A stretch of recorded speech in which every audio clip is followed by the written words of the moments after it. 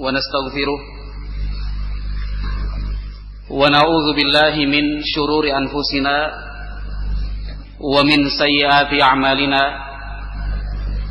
من يهده الله فلا مضل له ومن يضلل فلا هادي له أشهد أن لا إله إلا الله وحده لا شريك له وأشهد أن محمدا عبده ورسوله صلى الله عليه وعلى آله وأصحابه ومن تبعهم بإحسان إلى يوم الدين. قال الله جل وعلا في كتابه الكريم يا أيها الذين آمنوا اتقوا الله حق تقاته ولا تموتن إلا وأنتم مسلمون فإن أصدق الحديث كتاب الله وخير الهدى هدى نبينا محمد صلى الله عليه وسلم وشر الأمور محدثاتها فإن كل محدثة بدعة وكل بدعة ضلالة وكل ضلالة في النار. Ikhwati fillah rahimani wa rahimakumullah. Mudah-mudahan kegiatan kita di pagi hari ini, kita berangkat meninggalkan rumah menuju masjid yang semoga diberkahi Allah ini, kemudian duduk di dalam sebuah majlis, mudah-mudahan sebagai bentuk persiapan menyambut datangnya hari yang pasti yang disebutkan Allah Subhanahu wa taala dalam Al-Qur'an, yauma la yanfa'u malun wala banun illa man atallaha biqalbin salim. Untuk hari yang pasti, hari yang tidak lagi bermanfaat harta dan anak keturunan, kecuali hamba yang datang menghadap Allah dalam keadaan hati yang bersih, selamat dari segala macam bentuk noda. Pada hari kiamat nanti, apa yang kita punya selain amalan saleh, selain ibadah, itu tidak berarti apa-apa walaupun sedikit. Halaka anni sultaniyah. Kekuasaan yang aku punya sekarang sudah tidak lagi bermanfaat.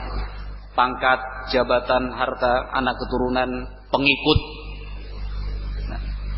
itu semua tidak bernilai di hadapan Allah Subhanahu wa taala. Alat tukar dan alat bayar adalah amalan saleh. Tidak ada dinar, tidak ada dirham. Mata uang itu tidak berfungsi apa-apa di hari kiamat. Yang akan memperoleh ridha dari Allah Azza wa Jal hanyalah hamba yang disebut Allah dalam ayatnya tadi, illa man atallaha biqalbin salim. Seorang hamba yang datang nanti menghadap Allah biqalbin salim, membawa hati yang bersih, hati yang selamat dari segala macam dosa dan noda. Maka semua kegiatan kita tanpa terkecuali mestinya diarahkan dan diniatkan untuk mencapai kebersihan dan kesucian hati. Karena hanya dengan kesucian hati seorang hamba akan diterima oleh Allah Azza wa Jalla dengan rahmat dan ridha-Nya.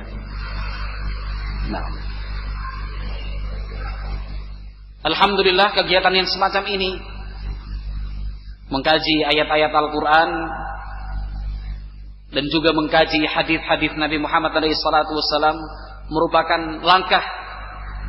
langkah nyata untuk meraih kesucian hati. Nah, semua kesalahan, dosa dan maksiat, nah, dengan ilmu Al-Quran dan Sunnah Nabi SAW, kita akan terdorong untuk menyelamatkan dan menghindar diri dari dosa serta maksiat tersebut. Yang sudah terlanjur kita lakukan. Nah, dengan mengkaji ayat dan hadis Nabi SAW, kita akan termotivasi untuk mempersering dan memperbanyak taubat dan istighfar. Dengan duduk di majlis yang semacam ini, kita akan memiliki semangat untuk berbuat baik demi mengganti amalan-amalan keburukan yang telah kita lakukan pada waktu sebelumnya. Dengan demikian, harapan kita pada akhirnya nanti meninggal dunia, berpisah dengan dunia ini dalam keadaan telah memiliki qalbun salim, hati yang selamat, hati yang bersih, hati yang suci. Nah, ikhwati fillah rahimani wa rahimakumullah, karena bagaimanapun juga ayat-ayat Al-Quran dan hadis Nabi SAW itu akan mengkikis, nah, akan melunturkan dan meluruhkan semua bentuk kesalahan yang kita lakukan biiznillah. Nah, kita yang mungkin pernah terjatuh atau mungkin sedang bergelimang di dalam kesalahan dan dosa, dengan ayat dan hadis Nabi SAW mudah-mudahan menjadi zikra, pengingat bahwa ini tidak benar, ini salah, ayo kita tinggalkan. Nah, karena bagaimanapun juga ayat Al-Quran dan hadis Nabi SAW itu akan menjadi dinding yang membentengi kita dari setiap niatan-niatan untuk berbuat buruk. Nah, oleh karena itu para ulama rahimahumullah membuat satu kaidah penting. Seorang hamba yang tidak mensibukkan diri dalam hal-hal yang bermanfaat, maka Allah akan menghukumnya dengan disibukkan dengan hal-hal yang tidak bermanfaat. Itu pasti. Nah, maka insyaallah waktu pagi sampai siang nanti ini mudah-mudahan maksimal kita manfaatkan dan kita gunakan untuk mengkaji ayat Al-Quran, hadis Nabi SAW, yang juga tentu ucapan para ulama rahimahumullah. Nah, ikhwati fillah yang dimuliakan dan dirahmati Allah Azza wa Jalla, pada pertemuan yang lalu kita sudah pernah berbicara sedikit tentang gambaran umum akhlak Nabi Muhammad sallallahu alaihi wasallam. Yang pernah kita bicarakan dulu itu hanya sekelumit kecil. Itu pun masih dalam gambaran umum tentang akhlak Rasulullah sallallahu alaihi wasallam. Nah, sebagian ulama mencoba untuk merinci bentuk-bentuk akhlak Nabi Muhammad SAW dalam kehidupan sehari-hari. Akhlak-akhlak yang baik dan terpuji, akhlak yang dilakukan oleh Nabi Muhammad SAW, dan juga sebaliknya akhlak yang buruk, akhlak yang tercela, yakni akhlak-akhlak yang ditinggalkan oleh Nabi Muhammad SAW. 250 lebih jenis akhlak yang bisa dirinci satu persatu. Nah, jika akhlak dalam jumlah sebesar ini bisa kita miliki dan mudah-mudahan bisa kita terapkan dalam kehidupan sehari-hari, luar biasa, maka akan tercipta dengan berkah dan izin dari Allah Subhanahu wa taala, akan tercipta sebuah lingkungan, Dari sekup yang paling kecil, individu per individu, kemudian melebar, mengikuti simpul-simpul hubungan di dalam masyarakat, itu tercipta kondisi yang tenang, nyaman, harmonis. Nah, kenyataan yang membahagiakan. Nah, 250 lebih. Mungkin kalau misalnya kita diminta untuk memperinci, hanya berapa yang bisa kita sebutkan? Apa ya? Sabar, jujur, amanah, tepat janji. Apalagi? Ya paling enggak 70 saja sudah bisa menyebutkan, bagus itu. Tapi iya kan, luar biasa kan? Akhlak-akhlak penting nih. Kan? Mulai dari jujur, berkata jujur, menepati janji, amanah, bisa dipercaya, ya kan? Tidak berbuat zalim, senang membantu, memperhatikan hak tetangga, nah, berusaha untuk selalu tersenyum jika bertemu dengan saudaranya. Nah, mereka berkorban 1, 2, 3. Antum bisa bayangkan semua. Kalau misalnya 10 saja akhlak ini ada dalam diri seorang hamba, dalam arti yang sesungguhnya, bukan cuma sejumput-sejumput, bukan cuma pas-pasan, 10 saja, atau mungkin terlalu banyak, 5 saja. Jujur, amanah, tepat janji, kan gitu. Kemudian lembut dan penuh kasih sayang, sudah cukup kayaknya ya. Sudah cukup jadi orang baik kalau kita hidup di dunia ini. Apalagi kebaikan apa yang kita harapkan selain ini? Gitu. Tambahkan lagi lah, tidak berbuat zalim. Oh sudah, jadi warga ideal. Kalau bagi ayah, itu sudah ayah yang ideal, suami ideal, istri ideal, murid ideal, guru juga ustadz, seorang ustadz ideal seperti ini. Apalagi 250 lebih. Wah, kayak malaikat saja nanti mikirnya. Nah, tapi itu satu persatu harus kita bahas.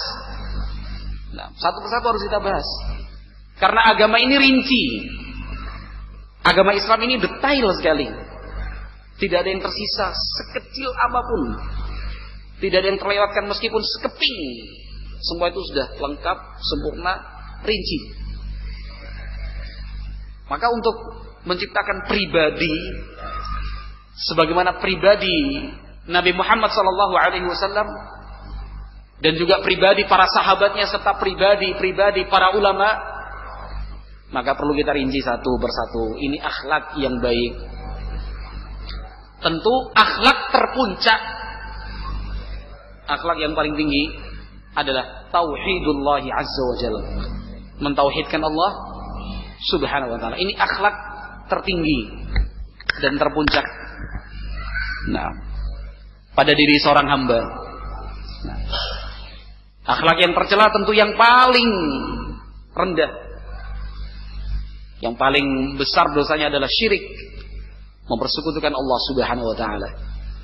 Nah, namun ikhwati fillah yang dimuliakan dan dirahmati Allah subhanahu wa ta'ala, nah, setelah pada kajian yang lalu kita membahas secara umum akhlak Nabi Muhammad SAW, maka pada kesempatan siang hari ini, setelah saya berusaha untuk menimbang, memikirkan kira-kira tentang apa yang perlu untuk kita bahas dan kita bicarakan, memilih dari sekian ratus pembahasan, karena tidak mungkin sekian ratus pembahasan itu kemudian dibahas selesai dalam satu hari. Mungkin satu saja belum bisa habis dalam sehari. Nah, gambarannya saja kalau saya pribadi, nah, membacakan Kitabus Sabr dalam Riyadhus Shalihin karya Imam Nawawi itu 1,5 tahun baru selesai. Ya karena pertemuannya kadang sepekan sekali, kan gitu. Kadang 2 pekan sekali, kadang bahkan mungkin sebulan sekali, apalagi Ramadan libur total. Nah, tapi itulah gambarannya. Nah, itulah gambarannya. Maka ikhwati fillah yang dimuliakan dan dirahmati Allah azza wa jalla. Nah, pembahasan kita hari ini adalah tentang akhlak. akhlak seorang mukmin, seorang mukminah yang semakin jarang untuk kita temukan. Bahkan kita tidak berani, kecuali kalau ada yang siap. Saya bisa menjadi wakil dari antum semua untuk mengatakan kita belum berani untuk mengatakan akhlak ini sudah ada di dalam diri kita, karena memang berat. Nah, namun seberat apapun akhlak ini, harus kita ketahui untuk kemudian sedikit demi sedikit kita berusaha untuk mewujudkan dan menerapkannya dalam kehidupan sehari-hari. Nah, mungkin sebagian di antara kita pun pernah mendengar istilah al-ithar. Nah, al-ithar pernah mendengar tentu ya, sebagian kita, meskipun sebagian kecil sekali, nggak apa-apa. Nah, akhlak ini disebut oleh para ulama dengan al-ithar. Bahkan Allah sebutkan juga di dalam Al-Quranil Karim. Nah, akhlak ini penting. Nah, apalagi dalam kehidupan kita yang pada fakta dan kenyataannya, nah, saat ini lebih cenderung untuk bersikap egois, mementingkan diri masing-masing, mementingkan kelompok. Nah, seolah-olah di dunia ini tidak ada orang yang hidup selain kita. Nah, seakan-akan meskipun tidak terucap melalui lisan, bahwa oranglah yang harus memahami kita, sementara kita tidak berusaha untuk memahami orang lain. Pokoknya orang lain yang harus manut, kan gitu. Pokoknya semua orang lain yang salah, kan gitu. Bukan kita yang salah.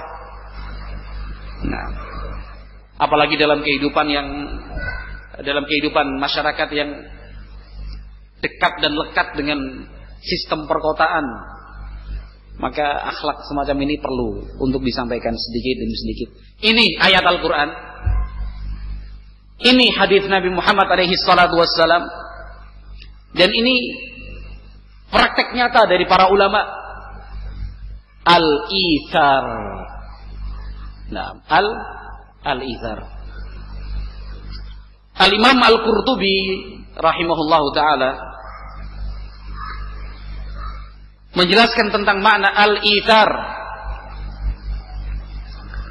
Kata beliau rahimahullahu ta'ala, huwa taqdimul ghairi ala nafsi fi hududhiha ad-dunyawiyah raghbatan fil hudud ad-diniyah, wa dhalika yansha'u an quwwatil yaqini wa tawkidil mahabbah was sabri 'ala al-masyaqqah. Al-Imam Al-Qurtubi rahimahullahu ta'ala menjelaskan bahwa al-ithar itu adalah sikap mendahulukan orang lain,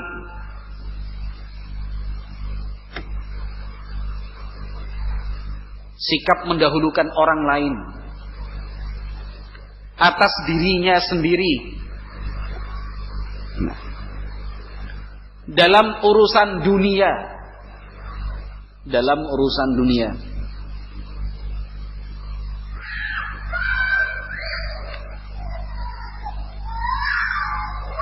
Dalam rangka, dalam urusan dunia, dalam rangka meraih derajat agama, meraih derajat agama. Dan sifat ini, kata Imam Al-Qurtubi rahimahullah, hanyalah bisa lahir dari kekuatan yakin, kekuatan cinta, dan sabar di dalam menghadapi hal-hal yang memberatkan. Ini kata Imam Al-Qurtubi rahimahullahu ta'ala, al-ithar, lebih mendahulukan orang lain dalam urusan dunia, dalam urusan pribadi. Nah, dibandingkan ketika kita memikirkan kepentingan diri sendiri. Nah.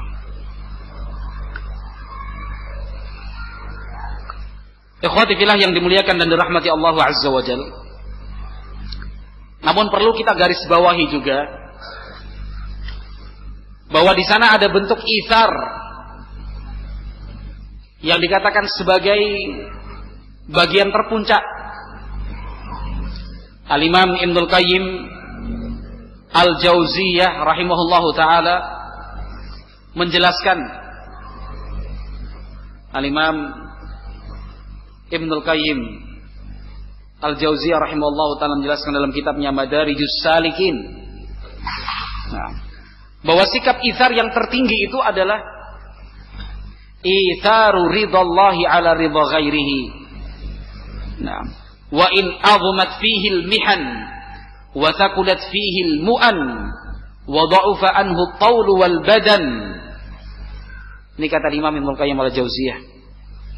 Tingkatan itsar yang tertinggi itu adalah lebih mengutamakan ridha dari Allah, lebih mengutamakan ridha Allah dibandingkan ridha selain Allah, meskipun ujiannya berat.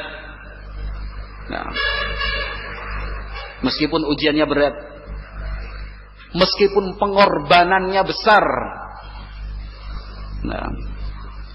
walaupun melemahkan kekuatan dan badan, tetapi tetap pilihan kita adalah ridha dari Allah Subhanahu wa taala. Ini itsar yang tertinggi. Ini adalah itsar yang tertinggi. Sehingga sikap seorang hamba yang memiliki itsar lihaqqillah azza wa jalla, mendahulukan dan mementingkan hak Allah Subhanahu wa taala. Ini bentuk yang tertinggi dan paling puncak. Apapun kepentingan kita, bagaimanapun nanti hasilnya, entah seperti apa sikap orang dan manusia, tetapi asalkan itu demi ridha dari Allah Subhanahu wa taala, tetap dia pilih ridha Allah Jalla wa ala. Ini yang perlu digarisbawahi. Artinya selain dalam praktek muamalah, interaksi kita antar sesama yang mengutamakan sikap itsar, mengalah, mendahulukan orang, silahkan. Bukan untuk kepentingan pribadi. Tetapi yang paling terpenting adalah itsaru haqqillahi azza wa jalla. Kita lebih memilih untuk memenuhi hak-hak Allah Subhanahu wa taala. Meskipun semua manusia tidak suka, meskipun semua orang tidak setuju, tetapi karena ini adalah ridha dari Allah dan rahmat darinya, itu yang kita kejar, itu yang kita ingin raih. Dan sikap inilah yang dimiliki oleh para nabi dan para rasul alaihimus salatu wassalam. Alaihimus salatu wassalam. Siapapun di antara kita, ikhwati fillah yang dimuliakan dan dirahmati Allah, yang ingin mengamalkan sunnah Nabi, yang ingin mewujudkan ibadah serta menegakkan Islam dengan sesungguhnya, semaksimal mungkin, tentu tidak akan luput dari gangguan, dari rintangan, ucapan orang, tuduhan ini dan itu. Pasti. Kadang-kadang kita masih menyimpan dan mempertahankan budaya kewoh pakewoh kan gitu. Sungkan, malu. Dalam urusan ini, meskipun budaya itu pun di sisi yang lain benar, tetapi dalam pembahasan kita patutnya ditinggalkan. Rasa-rasanya gak enak kalau kita ingin menyatakan sikap. Nanti takut tetangga tersinggung, khawatir orang tua marah, jangan-jangan nanti ditegur sama pimpinan, kan gitu. Bisa-bisa besok gajinya dikurangi, kan begitu. Jangan-jangan ini, kan begitu. Nanti besok dijauhi, ditinggalkan. Nggak ada orang yang mau mendekat dengan kita. Nah, mikir-mikir kan begitu. Pilih mana? Ingin tetap bisa diterima oleh semua kalangan, akan tetapi Allah murka? Nah. Ataukah kita lebih mendahulukan ridha dan rahmat dari Allah Jalla wa'ala meskipun semua orang benci dan tidak suka? Ada seorang pegawai pemerintah. Nah, setelah sekian lama, sekian waktu mencari dan terus mencari, akhirnya sampailah kepada pemahaman ahlus sunnah wal jamaah, madhab salaf as-salih. Nah, sedikit demi sedikit belajar, akhirnya tahu, oh nggak boleh, oh gini nggak boleh, ini nggak boleh. Sementara tugas dia itu tidak bisa lepas dari kegiatan-kegiatan masyarakat. Nah, sebagai humas kan gitu, susah. Maka di sini perlu diuji lagi izar dia kepada hak-hak Allah Jalla wa'ala. Kalau hanya menghadiri rapat RT, rapat RW, mensosialisasikan program pemerintah, monggo, silahkan. Itu baik. Menjadi garis penghubung antara pemerintah dan rakyatnya, antara warga dengan penguasa, itu sangat baik. Nah, tetapi kalau misalnya ada undangan untuk menghadiri pembukaan acara grebek misalnya. Ya. Tahu grebek ya? Grebek. Kan bingung ini, sudah mulai bingung. Ragu, wah ini. Padahal acara grebek kan biasanya tidak hanya sehari kan. Sehari, 2 hari, tambah malamnya juga. Nah, ini gimana? Nah, di sini dilihat. Nah, mana yang lebih kita utamakan? Nah, tentu bagi seorang muslim yang sudah faham, kegiatan grebek seperti itu kan tidak lepas dari kegiatan syirik, ya kan? Susah lepas dari kegiatan syirik. Nah, bahkan di beberapa daerah masih ada ritual mubeng beteng. Nggak tahu kalau di Cilacap ada betengnya nggak? Hah? Masih ada kegiatan seperti itu, mubeng beteng Cilacap?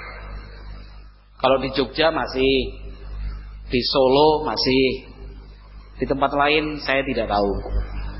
Tapi kalau Jogja, Solo masih mubeng beteng. Jadi pukul 00 dini hari, rombongan keliling mengelilingi beteng. Nah, beteng keraton itu kelilingi. Sekarang gimana nih?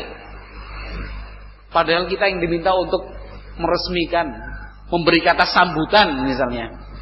Ini tugas dari atasan.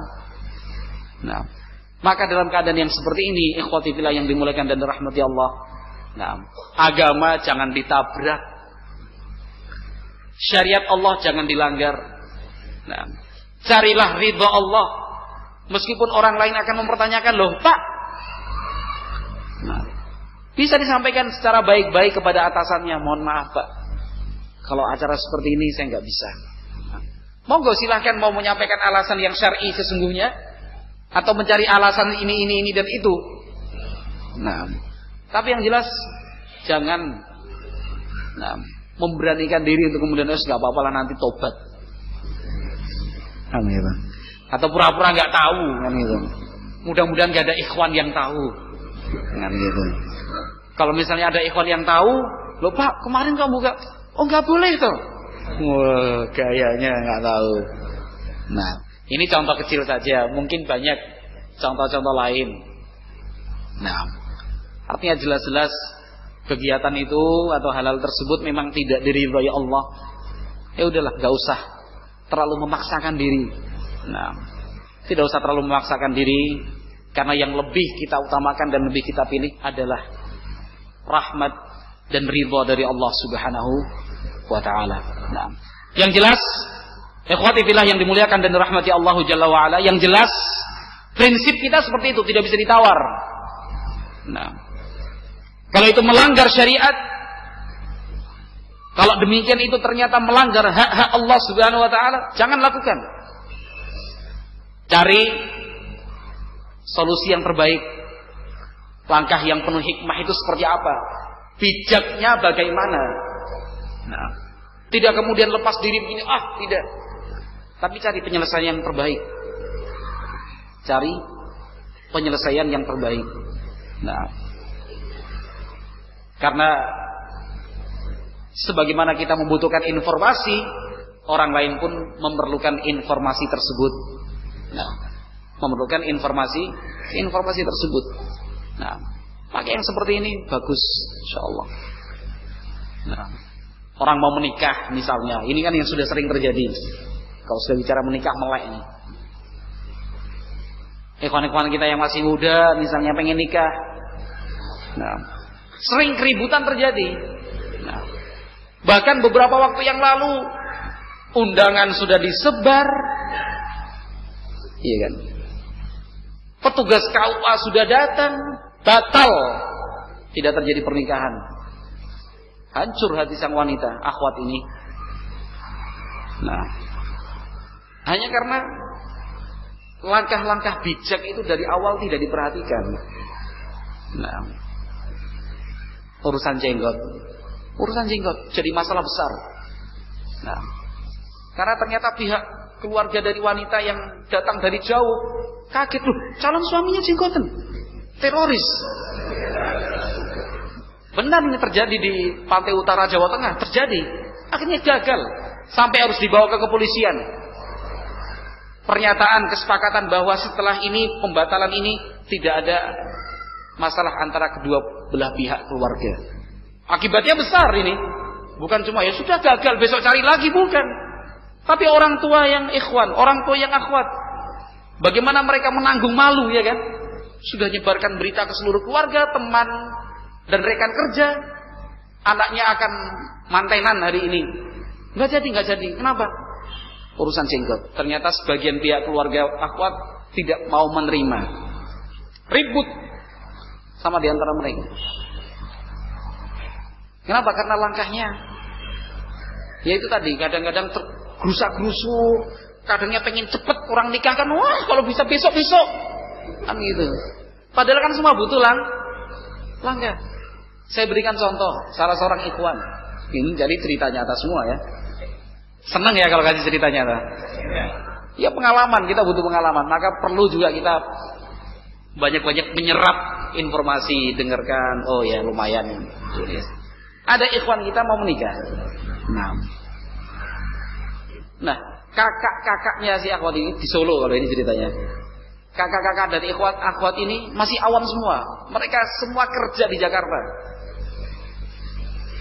Nah, yang mau menikah kan akhwatnya, bukan kakak-kakaknya, kan begitu. Tapi kalau cara berpikir kita, nggak apa-apa lah, nggak usah. Kakak-kakaknya pengen bertemu secara langsung, diminta ikhwannya berangkat ke Jakarta. Cuma pengen lihat calon adik ipar itu piye to wonge, kan gitu. Ya sudah, sabar. Apa susahnya berangkat ke Jakarta, temui kakak-kakaknya. Alhamdulillah langkah itu juga yang dipilih oleh ikhwan kita. Berangkat ke Jakarta naik kereta demi cinta. Ya kan, demi cinta. Daripada nanti bermasalah, ya kan? Daripada kita cuma bersikukuh, apa urusannya kakak-kakaknya? Yang penting akhwatnya mau, orang tuanya setuju. Kan cara berpikir sebagian orang itu kan pengennya sederhana seperti itu. Yang penting calon mempelai wanitanya siap, KUA-nya oke, orang tuanya setuju, gak usah pikir orang lain. Padahal mereka kan satu keluarga. Bahkan mungkin suara kakak-kakaknya itu bisa didengar oleh orang tua. Akhirnya sahabat kita ini pergi ke Jakarta. Di sana sudah disiapkan tempat, sekedar pengen lihat calon adik iparku piye. Atau jangan mbok mas-masmu yang ke Solo ketemu sama saya. Kan gak bisa, ngalah. Itu nanti baik ke depannya. Mungkin nanti keluarganya, si akhwatnya pun senang, Masya Allah calon suamiku ternyata juga siap berkorban demi cinta. Kan gitu. Kakak-kakak iparnya pun nanti Masya Allah ternyata calon adik iparku juga menurut orangnya.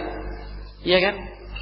Calon mertua juga akan berpikir, Masya Allah, calon mantuku dari awal sudah berkomunikasi dengan baik dengan anak-anakku yang lain. Luar biasa itu. Hanya karena kakak-kakaknya juga dapat berita, calon suami adiknya juga kayak teroris. Nah kebetulan salah satu dari kakaknya juga anggota polisi. Panggil ke Jakarta. Siap berangkat naik kereta, kan sampai Jakarta. Biaya sendiri loh mas. Bukannya kakak iparnya ngasih uang, nah sini berangkat, enggak, biaya sendiri. Namanya saja cinta. Berangkat ke Jakarta, ketemu sama kakak iparnya, alhamdulillah. Baik, tanggapannya baik. Bisa menjelaskan, oh bukan, saya berbeda dengan kelompoknya Abu Bakar Ba'asyir. Meskipun saya dari Solo, tapi beda. Dijelaskan prinsip saya begini, gini. Kan gitu. Datang pakai jenggot, pakai kopiah, pakai jubah, Masya Allah. Bukan kemudian, wah, jubahnya dilepas aja nih. Enggak. Sekaligus kan diberi pengertian. Alhamdulillah. Selesai, oke. Sekarang sudah menikah. Lancar. Enggak ada masalah. Tapi kalau dengan yang kasus tadi, begitu. Lobby. Nah yang sering terjadi itu ketika akan dilangsungkan akad, ribut sama penghulunya. Penghulunya bilang, gak bisa mas, mempelai perempuannya harus saya lihat. Bentuk pertanggungjawaban saya kepada pemerintah seperti apa? Jangan-jangan saya menikahkan dengan orang yang salah. Kan kadang-kadang penghulu seperti itu ya. Dan nanti datanya bener apa enggak saya? Ini tugas saya. Gak bisa pakai tabir, gak bisa. Lah ributnya, negonya ketika semua acara sudah dibuat. Salah ini. Apa susahnya? Nego itu dimulai sejak beberapa waktu sebelumnya, ya kan? Difahamkan dulu, dikondisikan. Nah, datang ke kantor. Ya memang itu cinta itu butuh pengorbanan. Nah, datang ke rumah Pak penghulunya. Nah, sebutkan alasannya, kendalanya seperti ini. Nah, semua kalau perlu ngajak Pak RT-nya menjamin bahwa nanti yang dinikahkan bercadar itu betul-betul sesuai dengan data yang ditulis. Ya kan? Karena Pak RT bagaimanapun kan ngerti kondisi masyarakatnya. Pak RW diajak di lobi. Sabar sedikit, nggak usah tergesa-gesa. Tidak usah terburu-buru. Ya memang benar orang pengen nikah itu pengennya cepet dan ya, cuman pikir ke depannya. Nah, maka ternyata ada juga kejadiannya. Yaitu tadi kurangnya isar kepada Allah. Nah, akhirnya daripada ribut sama pengurus, yes nggak apa-apa pak, nggak apa-apa dilihat. Gitu. Mikirnya daripada ribut sama penghulu nggak jadi nikah, akhirnya tapi sebentar aja ya Pak penghulu. Ada loh kejadian seperti itu. Nah, ada. Kan naudzubillah seperti ini. Padahal kita sudah tahu ilmunya. Kalau orang awam sih masih bisa dimaklumi, tapi kalau salafi, nah, kasihan akhwatnya. Nah, akhwat seorang wanita juga pikirannya pendek kan begitu. Daripada gagal ribut nanti sama orang tua ini segala macam. Apa susahnya dilihat Pak penghulu, dilihat foto sama asli. Oh ya bener, tutup lagi. Alah cuma sebentar aja kok. Apalagi penghulunya kan udah tua. Ya jangan main-main dengan syariat. Ya, jangan main-main dengan syariat. Nah, itu contoh isar saja.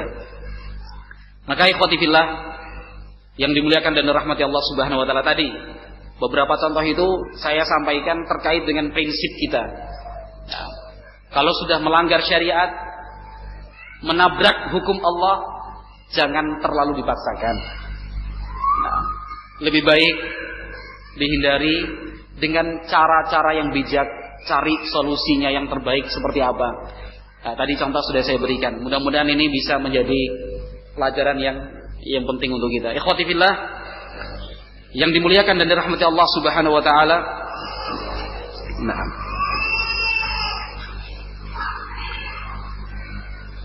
pembahasan kita siang ini sesungguhnya akan lebih dititik beratkan pada al-ithar bainal muslimin. Nah, mewujudkan sikap itsar di antara kita sesama kaum muslimin. Nah, yaitu lebih mendahulukan dan mementingkan kepentingan orang lain dibandingkan kepentingan pribadi kita. Itu tidak semua orang bisa loh seperti ini. Nah, nggak semua orang bisa seperti ini. Antri misalnya, antri beli apa di apotek misalnya, pengen-pengennya malah kita yang datang terlambat langsung di urutan kedua, ketiga, keempat, kan begitu cenderungnya. Mohon maaf ya. Nah, bukan cuma di apotek, di semua tempat pengennya antri itu datang telat tapi nomor 1. Itulah watak kita yang sesungguhnya. Tapi kan harus sedikit demi sedikit dikikis, dirubah. Nah, bahkan kalau misalnya memungkinkan kita yang sudah datang duluan, tetapi kita lihat ada orang lain yang lebih membutuhkan untuk disegerakan, kita mengalah. Ini yang disebut dengan itsar. Nah, ini yang disebut dengan itsar. Nah, kita yang masih gagah seperti ini, semua gagah kan? Badannya kenceng-kenceng, salafi, minumnya habatus sauda dan madu. Ya kan? Otot-ototnya menonjol semua. Duduk misalnya di dalam bis, ibu-ibu naik, orang tua naik, mbah-mbah, ya kan? Alhamdulillah itu kan mudah bagi kita untuk melakukannya. Kita monggo mbah, silahkan, kita yang berdiri. Ini contoh nyata untuk sikap itsar. Contoh nyata untuk sikap itsar. Nah, bukan ya pada bayar kok. Salah dewek kan gitu, mlebu nek eri. Nah, ini tidak sesuai dengan konsep yang diajarkan oleh Islam. Tidak sesuai dengan konsep yang diajarkan oleh Islam. Mengenai hal ini, ikhwati fillah yang dimuliakan dan dirahmati Allah, Allah Subhanahu wa taala berfirman di dalam Al-Qur'an, surat Al-Hasyr ayat 9. Surat Al-Hasyr ayat 9. Allah Subhanahu wa taala di dalam ayat ini memuji orang-orang Ansor. Kisah ini saya yakin sebagian besar di antara kita pernah membaca dan pernah mendengarnya. Nah, tapi kalau kita ulang kembali tentu tidak rugi, pasti. Nah, bahkan mendatangkan pahala tentunya. Di dalam ayat ini surat Al-Hasyr ayat 9, Allah Subhanahu wa taala memuji orang-orang Ansor. Allah berfirman, walladzina tabawwa'ud dara wal imana min qablihim yuhibbuna man hajara ilaihim wa la yajiduna fi sudurihim hajatan mimma utu wa yu'thiruna ala anfusihim walau kana bihim khasasah wa man yuqa shuha nafsihi fa ulaika humul muflihun. Allah Jalla wa'ala menyatakan, dan orang-orang yang telah mempersiapkan negeri dan keimanan sebelum mereka, yaitu orang-orang Ansor, mereka mencintai kaum muhajirin dan mereka tidak memiliki hajat duniawi dari orang-orang muhajirin. Wa yu'thiruna ala anfusihim, bahkan orang-orang Ansor lebih mendahulukan kepentingan kaum muhajirin, padahal mereka sendiri membutuhkan. Barang siapa, Allah tutup ayat ini dengan celaan terhadap sikap kikir, bakhil dan pelit. Allah menyatakan, wa man yuqa shuha nafsihi fa ulaika humul muflihun. Barang siapa yang bisa menjaga diri dari kekikiran pada dirinya, maka dialah orang-orang yang beruntung. Nah, orang lain membutuhkan, tapi dia juga membutuhkan, sama-sama membutuhkan. Nah, maka sikap yang terpuji adalah al-itsar. Akhirnya dia berikan untuk orang, padahal dia sendiri membutuhkan, sama-sama membutuhkan. Nah, akhlak seperti ini, nah, semakin jarang kita temukan. Nah, padahal siapapun di antara kita yang bisa menerapkan sifat dan akhlak semacam ini, pasti dia akan dicinta oleh siapapun. Mulai dalam kehidupan berkeluarga, bermasyarakat, dalam lingkungan kerja, dalam setiap bentuk interaksi apapun yang bisa menerapkan seperti ini, dia akan dipuji, disayang. Dia akan dicintai, dia akan dirindukan. Nah, setiap orang yang membenci dia akan dibenci oleh orang. Nah, yang memusuhi orang seperti ini akan dimusuhi oleh orang. Nah, karena akhlaknya yang mulia, al-izar. Dia lebih mengutamakan kepentingan orang daripada kepentingan dirinya sendiri. Tetapi ingat, dalam pengertian yang disebutkan oleh Imam Al-Qurtubi rahimahullah, dalam urusan dunia, bukan dalam urusan akhirat. Kalau dalam urusan akhirat kita harus berlomba-lomba, meskipun di situ tetap ada aturannya. Nah, misalnya soft pertama, nggak apa-apalah biar orang lain aja di soft yang pertama, saya tak di soft yang paling akhir. Nggak bisa, tidak harus pengertian di depan tadi harus diingat selalu bahwa yang dimaksud dengan al-ithar itu dalam urusan dunia. Tapi kalau dalam urusan akhirat, oh jangan ketinggalan.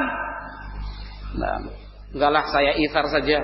Terus biar orang lain saja yang tolabul ilmi, yang pinter biar yang lain saja, saya enggak lah. Nah, ini juga tercela. Contoh sederhana tadi dalam soft pertama, biar aja yang di depan itu orang mereka. Nah, tapi tentu seperti yang saya sebutkan tadi dalam batasan-batasan syar'i. Misal akhirnya kita berlomba-lomba dalam urusan akhirat, di soft yang pertama sampai sempit, ya jangan juga. Salatnya nggak khusyuk nanti. Nah, salatnya nggak khusyuk. Artinya sewajarnya kita berlomba-lomba sewajarnya. Nah, bukan sambil aku disit, aku disit. Urusan soft. Padahal ribut dalam masalah penempatan soft bisa menimbulkan madarat yang jauh lebih besar, perselisihan di antara jamaah salat. Ya kalau misalnya sudah kalah satu langkah ya jangan dipaksakan. Tempat kosong di depan, 2-3 orang pengen maju ya masih mengutamakan yang lain, tunggu-tunggu akhirnya sama-sama melangkah. Mundur lagi. Kan begitu, luar biasa akhlak yang semacam ini. Nah, akhlak yang semacam ini, melayani. Nah, maka dulu para sahabat itu, nah, kalau diajak haji oleh masyarakat, ayo berangkat haji, jadi pembimbing kami. Demikian juga sahabat tabi'in, mereka setuju, ya saya siap. Tapi dengan satu syarat. Syaratnya apa? Dalam perjalanan saya yang melayani kalian. Oh susah cari ustaz seperti ini. Susah. Pengennya kalau sudah duduk seperti ini ya dilayani lah. Kan gitu. Apa-apa segala sesuatunya biar orang lain yang kerja. Serba siap. Kan gitu. Mau kerja sedikit susah. Ini syarat loh. Ya yang ngajak bingung loh, gimana ya? Kita yang pengen memuliakan sahabat, pengen memuliakan ulama dari tabi'in, kok malah disyaratkan seperti itu? Ya kalau kalian terima syaratnya, saya berangkat. Kalau tidak. Akhirnya diterima syaratnya. Subhanallah. Mereka dalam perjalanan yang memasakkan air, yang membuatkan makanan, mendirikan tenda, ulamanya yang bekerja seperti ini. Nah, masyarakat dan umat cuma begini gitu. Gimana syaratnya sudah seperti itu? Bahkan ada seorang ulama dari kalangan tabi'in yang diminta untuk menjadi pembimbing haji. Tiap pagi tanya, ada pakaian kotor. Itu kenapa? Saya cucikan. Karena memang keutamaan melayani orang-orang yang berangkat haji, juga melayani orang-orang yang beribadah, tentunya ibadah yang lain itu keutamaannya besar. Ya akhirnya sudah dibimbing dalam masalah agama, makan, minuman dan pakaian juga dicucikan. Enaknya punya ustadz seperti ini. Nah, tapi kalau pengen punya ustadz seperti ini, ya harus jadi masyarakat seperti masyarakatnya para ulama zaman dulu. Nah, gitu ya. Adil. Ya. Jangan mikir wah, mudah-mudahan kayak ulama zaman dulu lah ustadz-ustadz kita. Lah masyarakatnya tidak seperti murid-murid ulama zaman dulu. Kan begitu. Artinya harus seimbang. Seimbang itu lihat dari dua arah. Dia, kita. Mereka, saya. Kan begitu. Pengen istrinya salehah. Seperti Khadijah misalnya. Ya kita harus siap menjadi suami yang soleh seperti Rasulullah minimalnya. Bukan minimalnya. Iya kan? Seorang istri juga mendambakan, walah suamiku kayak ulama ya. Gitu, ikut masak, ikut nyuci, ngomong anak segala macam. Ya, dia sebagai seorang istri harus mempersiapkan diri menjadi seorang Khadijah, seorang Aisyah, Saudah bintu Zam'ah dan yang lainnya. Walah lele, anakku, mbok kamu itu niru Imam Bukhari.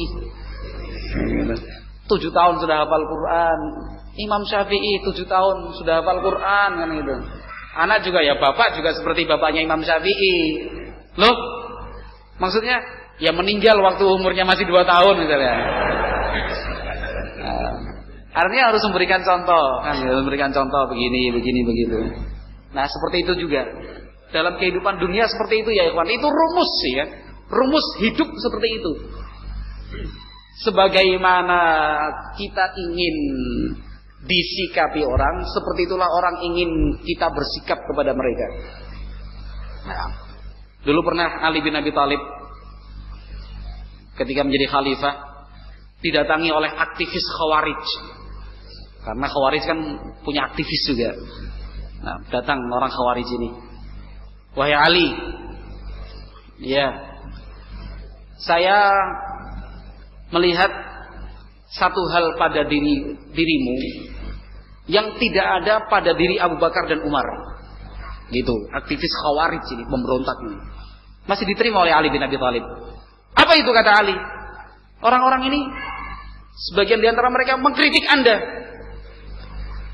Padahal di zamannya Abu Bakar dan Umar tidak ada yang mengkritik Abu Bakar dan Umar. Semuanya masyarakat tentram, aman nyaman. Kata Ali, oh beda. Dulu zamannya Abu Bakar dan Umar, warganya seperti saya dan sahabat-sahabat saya. Kalau zaman ini wargaku seperti kamu dan teman-temanmu. Diam, pulang. Kan begitu. Subhanallah. Ada juga seorang khalifah dari Bani Umayyah, Sulaiman bin Abdul Malik atau Abdul Malik bin Marwan salah satunya, seorang khalifah di Bani Umayyah. Dengar sebagian masyarakatnya mengkritik khalifah ini, khalifah itu dan segala macam kan begitu. Nah, akhirnya cerdas beliau rahimahullah. Dikumpulkan menterinya, tokoh-tokoh masyarakat dikumpulkan dalam sebuah paseban agung. Pertemuan, perjamuan. Hadir semua. Beliau sang khalifah langsung memulai. Saya dengar ada di antara kalian yang ingin saya memerintah seperti Abu Bakar dan Umar ketika memerintah. Langsung serta menjawab, benar. Ya. Kata khalifah tersebut, oh itu gampang. Nah, kunu rijalan karijali Abi Bakrin wa Umar sa'akunu ka Abi Bakrin wa Umar. Kata khalifah tersebut, oh itu gampang. Kalian semua sekarang harus berubah sikap seperti orang-orang dekatnya Abu Bakar dan Umar, maka hari ini saya akan berubah seperti Abu Bakar dan Umar. Diam semua. Nah, karena memang di dalam Al-Quran Allah Subhanahu wa ta'ala menyatakan wa kadzalika nuwalli ba'dadh zalimina ba'dhan bima kanu yaksibun. Dan demikianlah keputusan dari kami. Kami akan mengangkat pemimpin, penguasa dari sebagian kalian sendiri dengan sebab perbuatan mereka. Sebagian orang zalim di atas sebagian orang zalim yang lain. Kalau pemimpinnya zalim, itu cermin dan gambaran dari masyarakat yang zalim. Kalau pemimpinnya korupsi, koruptor, ya itu bentuk cermin dari masyarakat yang suka korupsi juga. Ini secara umum. Tidak menutup kemungkinan ada sebuah masyarakat yang baik, pimpinannya jahat. Sebaliknya tidak menutup kemungkinan masyarakatnya jahat, pemimpinnya baik. Tetapi secara umum seperti itu. Nah. Maka na'udzubillah Hati ini rasa-rasanya mau pecah. Pecah. Sedih. Pengen nangis juga nggak menyelesaikan masalah. Nah, ketika melihat kenyataan sekelompok mahasiswa menamakan dirinya sebagai mahasiswa Islam, himpunan lagi, bukan cuma satu, himpunan mahasiswa Islam Indonesia. Nah, macam-macam loh mahasiswa loh, maha besar kan gitu. Muslim, ini calon para pemimpin bangsa. Nah, mengadakan aksi demonstrasi, apapun tujuannya, terserah, itu tidak kita bahas. Tapi caranya tidak mencerminkan seorang Muslim. Teriak-teriak, mencaci maki, walaupun itu yang dicaci adalah pemerintah. Nah, apakah kemudian kalau orang itu berbuat salah, kemudian dibenarkan untuk mencaci maki orang yang salah itu? Tidak boleh. Jangan sampai karena orang berbuat salah, kemudian kita pun membenarkan perbuatan salah. Polisi yang menjaga diludahin, dilemparin pakai batu, pakai bom molotov. Itu kan gambaran mahasiswa kita zaman sekarang. Ya tidak semua, tapi kebanyakannya seperti itu. Mungkin dulu yang pernah mahasiswa juga harus bertaubat sekarang. Kalau pernah melakukan aksi seperti itu, ya polisi dicaci maki, diludahin, dilemparin, sampai akhirnya sering terjadi aksi saling dorong antara polisi dan mahasiswa, ada yang jatuh jadi korban. Mahasiswa membakar ban di tengah jalan, merusak bangunan. Alasannya karena bangunan ini milik Amerika. Ini mahasiswa Muslim Indonesia. Nah, anti ini, semua kebijakan pemerintah semuanya salah, seolah-olah seperti itu. Ya akhi, wahai saudaraku, nah, Islam tidak mengajarkan perbuatan brutal seperti itu. Nah, teriak sana teriak sini di jalan-jalan, sampai-sampai di antara mereka itu sampai tidak sadar apa yang telah dia ucapkan. Nah, tiba waktu sholat ya nggak sholat. Tiba waktu sholat nggak sholat. Coba tarik tangan salah seorang di antara mereka, tarik aja, mas sini sebentar mas, dari himpunan mahasiswa Islam Indonesia. Oh iya benar, coba mas ini mas. Masnya tahu, hafal nggak doa sholat istikharah? Paling yang dihafal apa? Anggaran rumah tangga, anggaran dasar himpunan mahasiswa Islam Indonesia. Itu yang dihafalkan. Pasal ini, pasal itu, pendirinya siapa. Tapi kalau ditanya satu aja, sholat istikharah doanya apa mas? Tak diem dia. Kalau kita sih yang semua hadir di sini hafal sholat istikharah doanya, hafal. Karena kita kan bukan himpunan mahasiswa Islam Indonesia yang brutal itu, hafal insyaallah. Nah, tarik juga sudah nggak bisa jawab, lepas. Cari mangsa lagi tarik. Tapi kan bukan itu gambaran saja, bukan berarti saya memerintahkan. Kalau ada demo ikut terus tarik. Ini ilustrasi ya, gambaran, jangan salah paham. Nanti beritanya Ustadz Mukhtar menganjurkan ikhwan untuk mengikuti demo kemudian menarik salah seorang di antara mereka.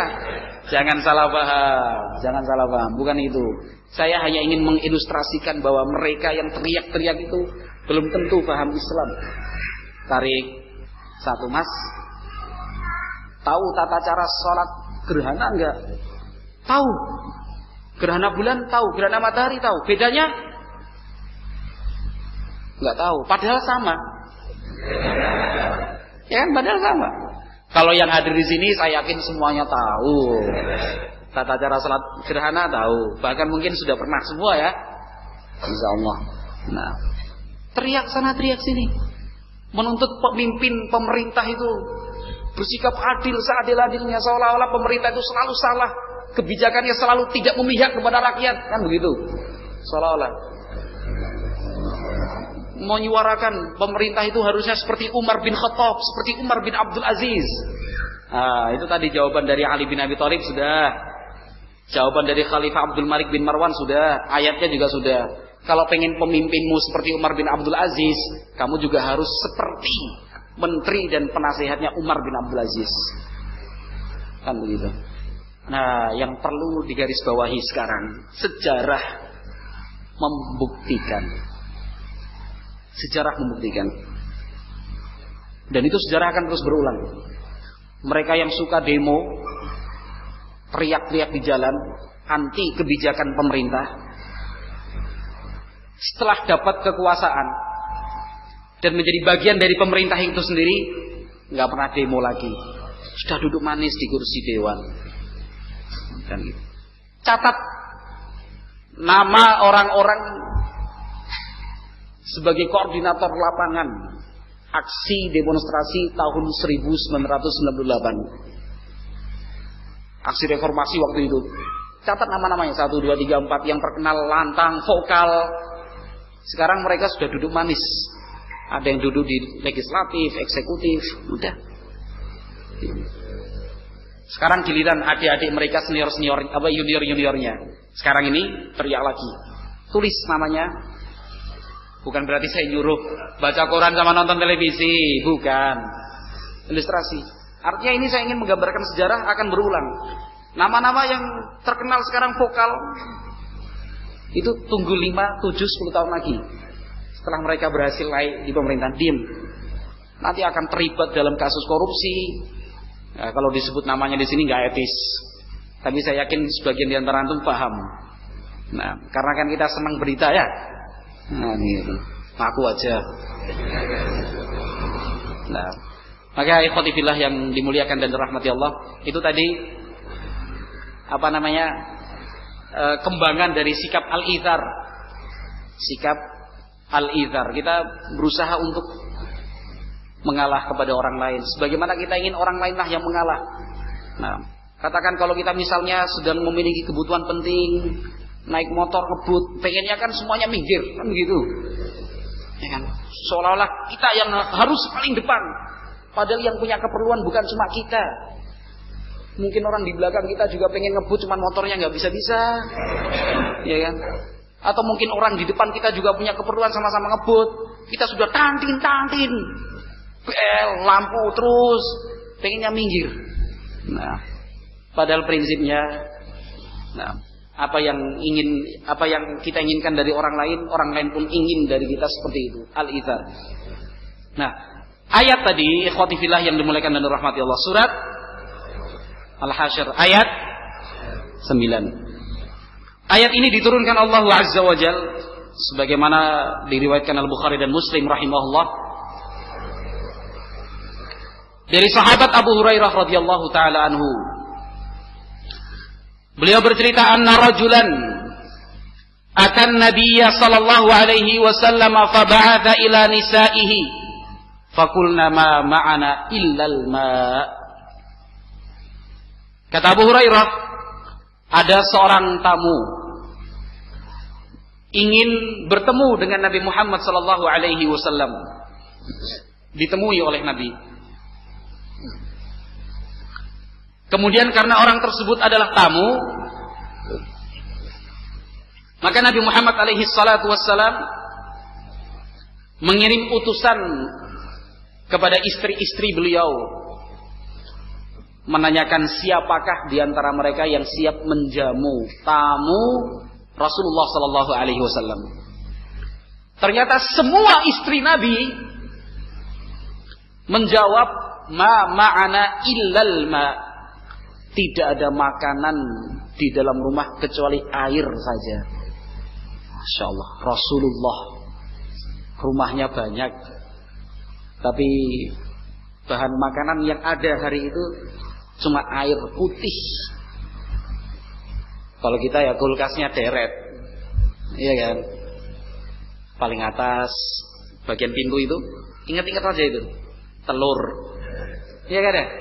Tempat telur bebek, telur ayam, telur angsa. Turun sedikit masih di pintu ini. Minuman, ya tempat minuman, sirup. Masih ingat nggak isi kulkas masing-masing?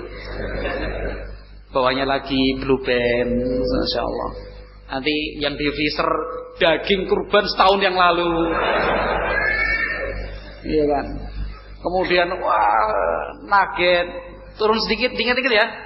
Sayur mayur, buah-buahan, roti, brownies. Masya Allah, lengkap. Jadi kalau masuk ke rumah, kebiasaan saya itu buka kulkas dulu. Ada yang baru nggak? Kalau nggak ada ya sudah. Ya, alhamdulillah, bersyukur. Nah, dan Rasulullah tidak termasuk dalam kategori orang miskin. Nah, kalau sekarang punya motor itu masih mengaku miskin. Kata Pak RT saya dalam sebuah kegiatan ronda malam, Pak Mokhtar, pripun Pak? Saya itu sekarang bingung. Loh kok sakit Pak? Ini kalau ada bantuan dari pemerintah untuk orang miskin di lingkungan RT kita, saya bingung yang miskin itu siapa toh Pak ya? Kok saya teliti semuanya punya motor, rumahnya bagus, ngudut. Tahu ngudut nggak? Merokok. Yang miskin itu siapa ya kira-kira ya? Betul Pak RT, bagus pemikiran Anda. Nah ini Rasulullah cuma punya air. Bayangkan menjamu tamu, kan nggak mungkin dijamu air aja. Tidak. Akhirnya Nabi Muhammad SAW beliau punya hak. Kata Nabi, man yadhummu aw yudhifu hada, siapakah yang mau menjamu tamuku ini? Menjamu tamu Rasulullah itu sama artinya menjamu Rasulullah. Ya. Menghormati orang yang dihormati Nabi itu artinya menghormati Nabi sallallahu alaihi wasallam. Faqala rajulun minal ansar ana. Kata salah seorang dari kalangan Ansar, saya wahai Rasulullah. Fantalaqa bihi ila imraatihi. Padahal sahabat Ansar ini enggak tahu di rumah punya makanan apa enggak. Tapi karena ingin yang pertama menyambut tawaran Rasulullah, ingin menjadi orang yang pertama untuk membahagiakan Nabi Muhammad SAW. Saya, wahai Rasulullah, apapun nanti ceritanya, yang penting saya. Kan berlomba-lomba. Nah, dibawa tamunya ke rumah, terus meminta kepada istrinya, akrimi dhaifa Rasulillah. Ayo muliakan tamu Rasulullah, kita jamu. Faqalat ma indana illa qutus sibyani. Kata istrinya, aduh di rumah ini tidak ada makanan kecuali makan untuk anak-anak kita saja. Untuk kita saja sudah gak ada ini. Ini sahabat Rasul, nabinya seperti itu, cuma punya air. Sahabatnya cuma punya sisa makanan untuk anak-anaknya. Nah, maka kadang-kadang kita kasihan lihat anak-anak kita makan gak habis, terbuang percuma, ya kan? Atau mungkin di pesantren itu harus diperhatikan anak-anak yang makan satu nampan bareng, sisa sedikit, sisa banyak, sisa setengah. Nah, maka sebagai pengurus juga harus peka seperti ini. Nah, harus sensitif. Oh, nggak boleh terulang. Cari masalahnya apa. Oh, ternyata nasinya kurang mateng. Nah, atau mungkin sayurnya perbandingan dengan nasi sangat kecil sekali. Nasinya dibuat satu tumpuk, sayurnya sedikit, kan gitu. Atau mungkin kualitas berasnya tidak menyenangkan buat anak-anak. Banyak faktor kan ya. Banyak faktor. Nah, dan ini sahabat mengatakan kepada istrinya, ayo muliakan tamu Rasulullah. Kata istrinya, enggak ada makanan kecuali makanan anak-anak kita. Nah, kata suami sahabat Ansar itu, hayyi ta'amaki wa asbihi sirajaki wa nawwimi sibyanaki idza aradu asya'an. Sudah makanan yang ada siapkan saja untuk makan malam tamu kita. Nah, nyalakan pelita, lampu rumah dinyalakan semua. Anak-anakmu tidurkan saja. Nah, akhirnya makanan disiapkan, lampu dinyalakan semua, anaknya ditidurkan semua. Nah, sebelum lapar anaknya tidurkan dulu. Padahal jatah makan malam.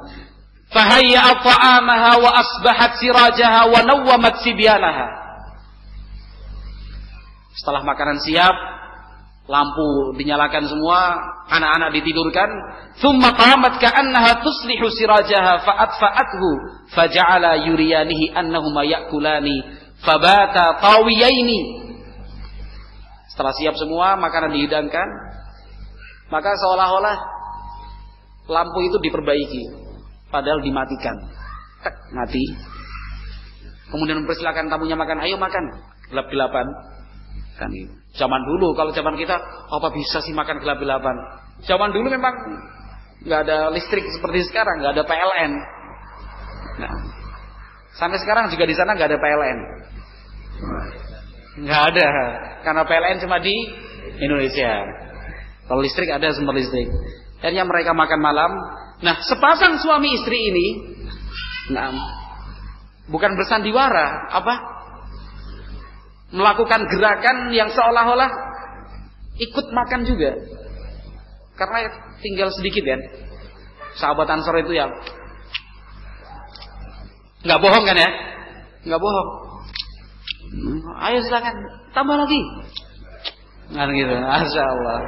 Kalau kita nggak bisa loh kayak gitu. Makanya di depan tadi kan saya mengatakan saya insya Allah bisa mewakili yang hadir. Nah, sulit kayaknya. Tapi yang sulit itu karena kita tidak ingin mencoba, karena tidak punya ilmunya. Mudah-mudahan setelah kita punya ilmunya bisa kita praktekkan.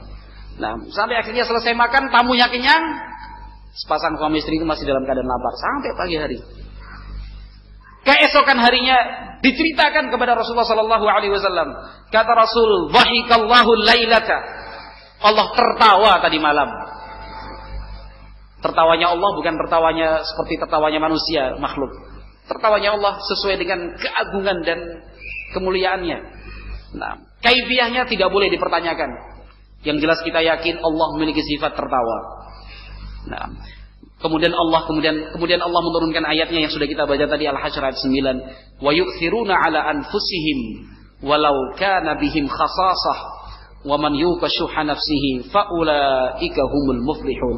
Allah memuji mereka. Ini namanya itsar, lebih mendahulukan tamu. Nah, suaminya saleh, istrinya juga salehah. Buktinya istrinya tidak menentang. Aduh mas, lebih mementingkan orang lain daripada anaknya sendiri, zalim itu. Istrinya salehah, faham. Nah, karena mereka memiliki keyakinan esok hari yang akan tiba, makanan itu pasti ada. Esok hari ketika anak-anaknya bangun tidur dalam keadaan lapar, sudah ada makanan yang lain. Bukan kemudian tidak memberikan hak anak, bukan. Nah, istri yang seperti ini juga sulit, mencarinya sulit. Nah, kadang-kadang kita sudah ingin memberikan semua, istrinya jangan jangan semua kan gitu. Ya disimpanlah untuk kita, untuk anak-anak kita. Gitu. Padahal ingin masih ada orang yang lebih membutuhkan. Sampai jam berapa?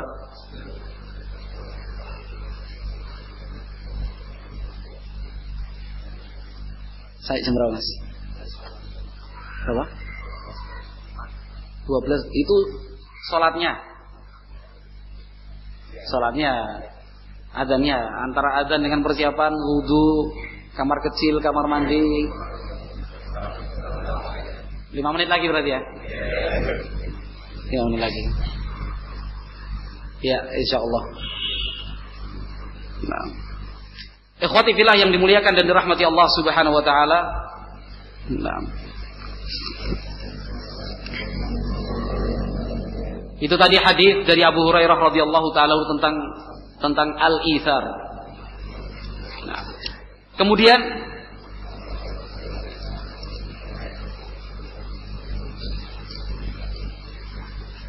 Rasulullah sallallahu alaihi wasallam pernah memuji orang-orang yang berasal dari suku Asy'ari, para sahabat yang datang dari negeri Yaman, Asy'ariyun. Dalam sebuah hadis yang diriwayatkan oleh Al-Imam Muslim rahimahullahu taala di dalam sahihnya. Nah, sehari sebelum orang-orang Asy'ari datang ke Madinah, Nabi Muhammad alaihi salatu wasallam sudah memberitakan, sayaqdumu alaikum ghadan qaumun hum araktu afidatan minkum, ila akhir hadis. Kata Rasulullah sallallahu alaihi wasallam, besok akan tiba sekelompok orang yang lebih lembut hatinya daripada kalian di dalam menerima Islam. Ternyata keesokan harinya yang datang adalah orang-orang dari suku Asy'ariyin. Mereka rata-rata memiliki suara emas, suaranya bagus. Nah, sehingga perkampungan, tempat penginapan orang-orang Asy'ari di malam hari yang gelap gulita tetap bisa dikenali. hanya dengan mendengar suara mereka bicara, mereka membaca Al-Quran, oh ini pasti perkemahannya orang Asy'ari. Karena memang suaranya bagus. Nah, apalagi Abu Musa Al-Asy'ari, pemimpin dan tokoh mereka, yang meriwayatkan hadis ini sampai kepada kita. Abu Musa Al-Asy'ari, sahabat yang dikenal dengan suara paling baik, paling indah. Nah, Nabi Muhammad SAW sempat memuji Abu Musa Al-Asy'ari. Sungguh engkau mendapatkan anugerah dari Allah Subhanahu wa taala, suara yang indah seperti seruling di zaman seruling Nabi Daud alaihi salam, karena suaranya yang indah. Nah, istri-istri Nabi pernah melintas masjid, berhenti. Padahal saat itu dipanggil oleh Nabi Muhammad alaihi salam, hanya karena mendengar Abu Musa yang sedang membaca Al-Quran sampai selesai. Nah, ketika hal ini diceritakan kepada Abu Musa keesokan harinya, kata Abu Musa, seandainya aku tahu akan aku perindah lagi suaraku.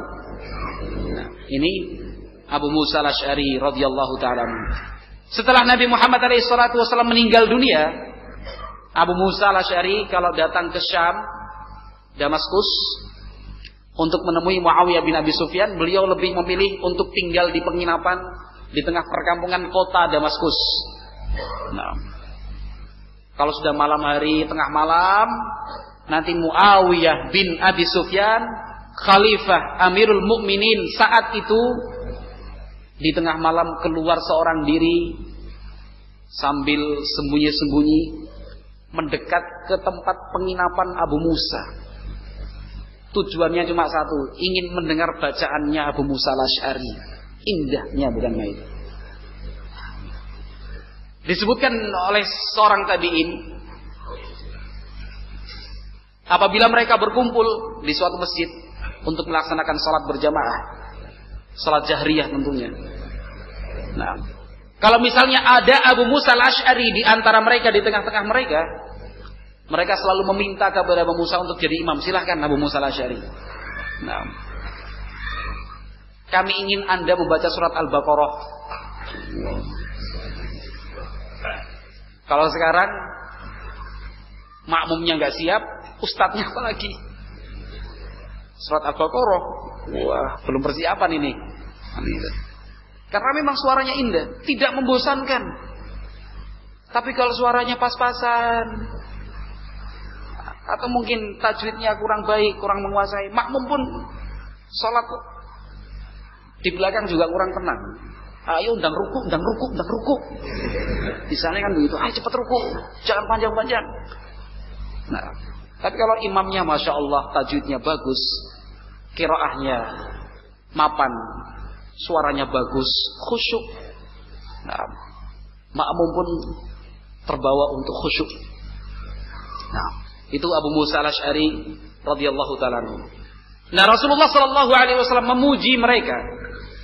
Kata Rasul, innal asy'ariyin idza armalu fil ghazwi aw qalla ta'amu iyalihim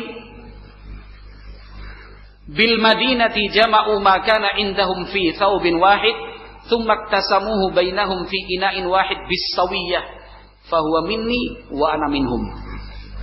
Nah, kata Rasulullah sallallahu alaihi wasallam, sesungguhnya orang-orang dari kalangan Asy'ari, kalau mereka kehabisan makanan saat berperang,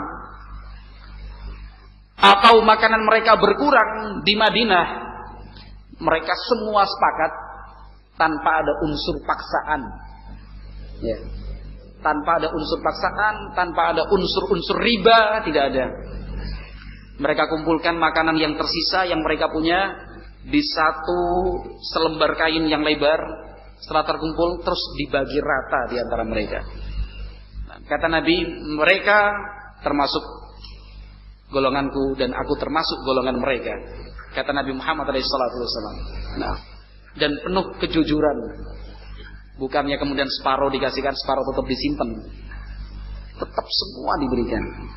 Nah, tapi seperti yang saya sebutkan tadi, tidak ada unsur paksaan. Tidak ada unsur mengikat yang jika keluar dari ikatan ini maka kena penalti.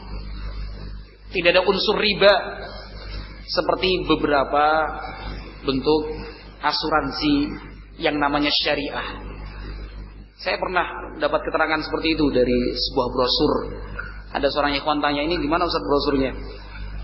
Asuransi syariah. Salah satu dalilnya adalah orang-orang Asy'ari ini. Kita asuransikan, titip uang 1 juta kan begitu.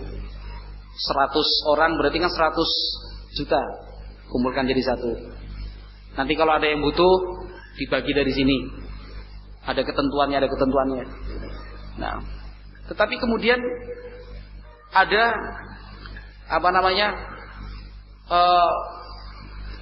pintu-pintu lain untuk mengembangkan uang ini. Nah, pintu-pintu lain untuk mengembangkan uang ini.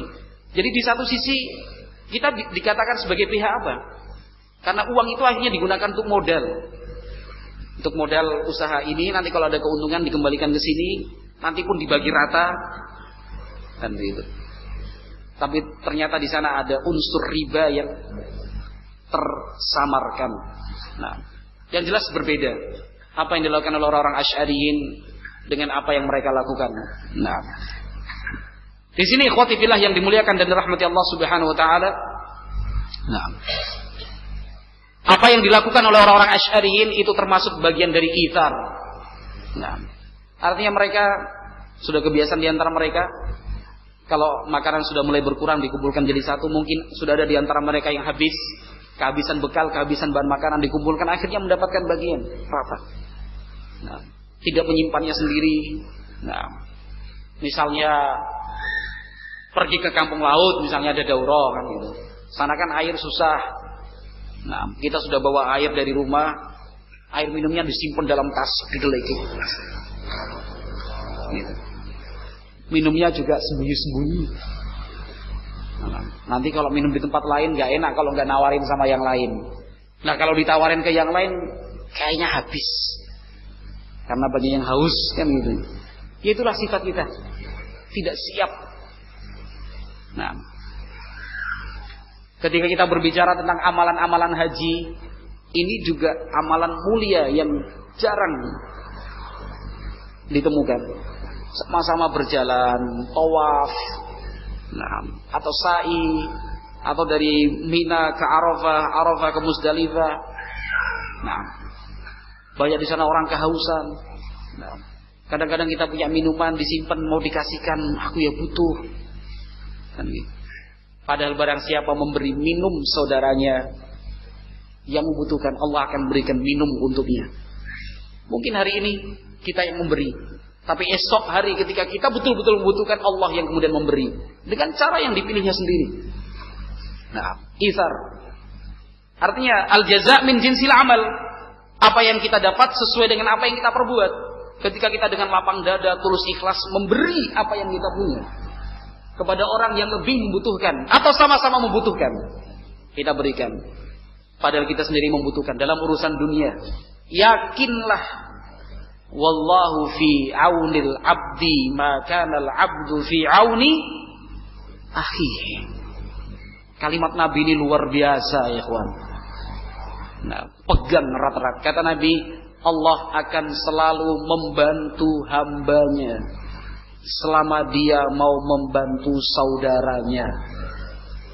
Nah, kalau kita ingin urusan mudah, berikan kemudahan untuk saudara kita. Nah, kalau kita ingin lancar, berikan kelancaran kepada saudara kita. Kalau kita ingin pertolongan dari Allah, tolong saudara kita. Karena Rasulullah SAW menyatakan, wallahu fi aunil abdi ma kana al abdu fi auni akhi. Nah, satu cerita sebagai penutup. Nah, kalau cerita kan agak ringan.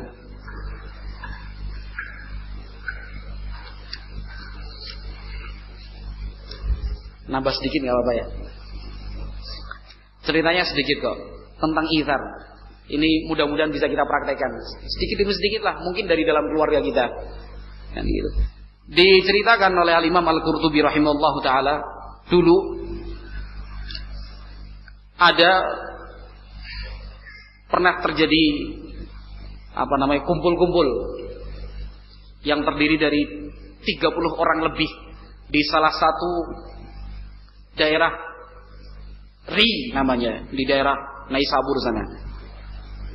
Nah, kumpul semua, masing-masing punya potongan-potongan roti. Nah, masing-masing punya potongan roti, punya roti bekal masing-masing. Nah, tapi kalau dipakai bersama nggak kenyang. Akhirnya mereka pun roti itu dipotong kecil-kecil malam hari. Kumpul semua 30 orang, kecil-kecil potong, kumpulkan jadi satu. Mau dimakan bareng. Kata orang Jawa apa? Kumpulan ya. Orang sini kebungan. Kepungan. Dikepung. Rotinya, makanan yang ada, nggak ada yang disembunyikan itu. Kumpulkan jadi satu, makan. Biar sama-sama enak, lampu dimatikan. Kan gitu. Lampu dimatikan. Nah, setelah sekian lama, sudah kira-kira habis, kan gitu. Sudah kira-kira habis,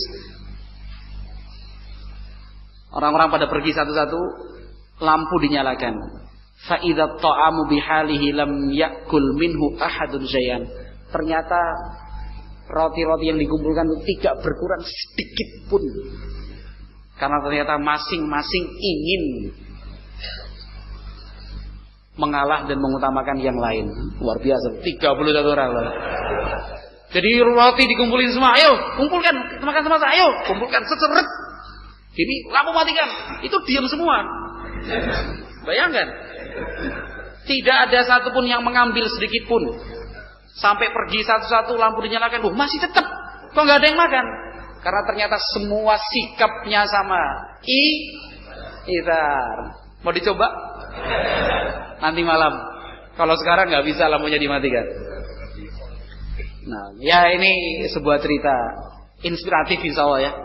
Inspiratif. Artinya agar kita tidak egois, agar tidak ingin menang sendiri, memikirkan yang penting aku, semua serba aku. Kan jangan. Sekali lagi dalam urusan apa ya ikhwan? Dunia. Dalam urusan akhirat jangan. Wes ben sing kae bae sing ngapal Quran, jangan. Sudah kita utamakan saja itsar ya akhi. Nah, itsar itu dalam urusan dunia, dalam urusan akhirat kita harus berlomba-lomba. Nah, wallahu a'lam bishawab. Mungkin untuk sesi yang pertama kita cukupkan sekian. Akan kita lanjutkan insyaallah pada pertemuan siang nanti. Tetapi seperti yang saya sebutkan tadi, akhlak Nabi, kalau kita ingin bahas satu persatu ya gambarannya 250 pembahasan tadi. Pembahasan yang lalu sudah kita sebutkan secara umum, secara global. Sekarang kita mencoba satu persatu. Nah, terutama akhlak yang semakin jarang ditemukan. Nah, wallahu a'lam bishawab. Subhanakallahumma wa bihamdik, asyhadu an la ilaha illa anta, astaghfiruka wa atubu ilaik. Walhamdulillahirabbil alamin. Wassalamualaikum warahmatullahi wabarakatuh.